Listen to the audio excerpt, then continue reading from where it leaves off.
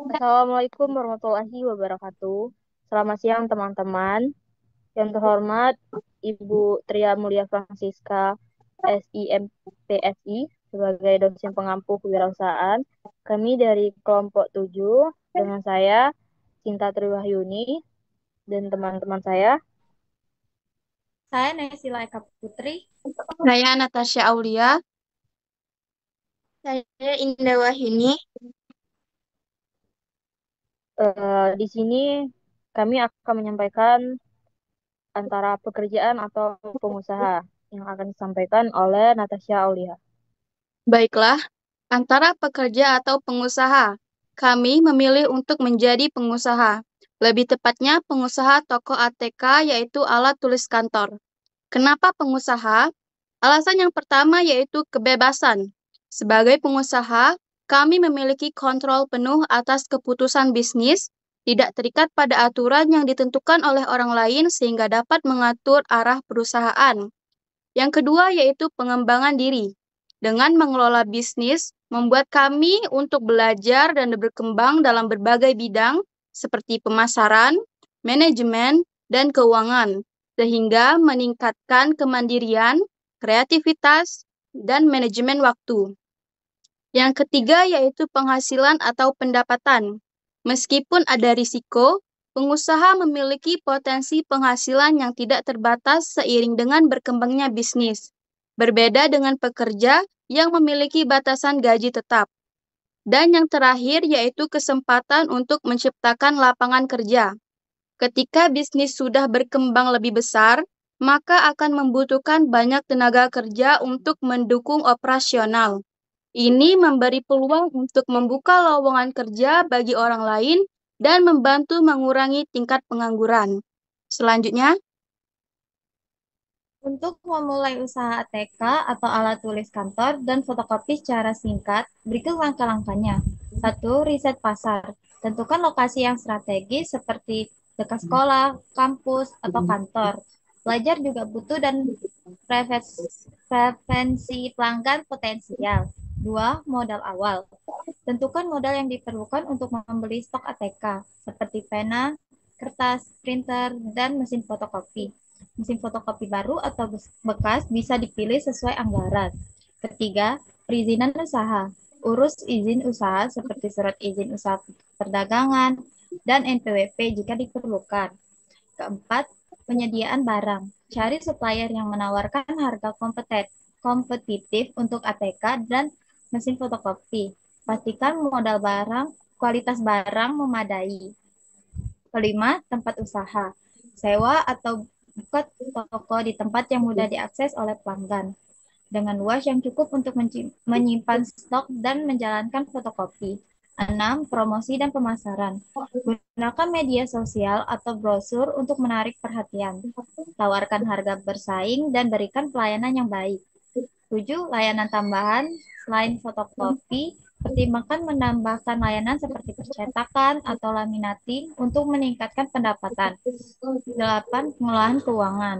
Atur pembukuan dengan baik untuk memantau pemasukan dan pengeluaran agar usaha tetap sehat secara finansial. Selanjutnya, Faktor-faktor keberhasilan dalam menjalankan toko ATK kami, faktor-faktor tersebut adalah: 1. Lokasi strategis, yaitu dekat dengan sekolah, kampus, kantor, atau area bisnis yang membutuhkan ATK secara rutin.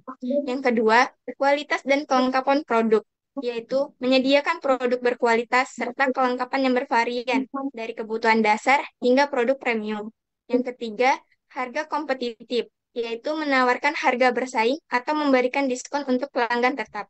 Yang keempat, pelayanan yang baik, yaitu memberikan pelayanan cepat, ramah, dan informatif yang dapat meningkatkan loyalitas pelanggan. Yang kelima, inovasi dan diversifikasi, yaitu menyediakan layanan tambahan seperti fotokopi, perjilitan, cetak dokumen, minuman dan makanan ringan, atau membuat toko online untuk menjangkau lebih banyak pelanggan. Yang keenam, manajemen keuangan yang baik, yaitu mengelola stok, arus kas, dan menguntungkan dengan baik untuk menjaga keberlangsungan bisnis. Yang ketujuh, promosi yang efektif, yaitu menggunakan media sosial, marketplace, atau strategi pemasaran yang lebih menarik untuk mencari pelanggan yang lebih banyak.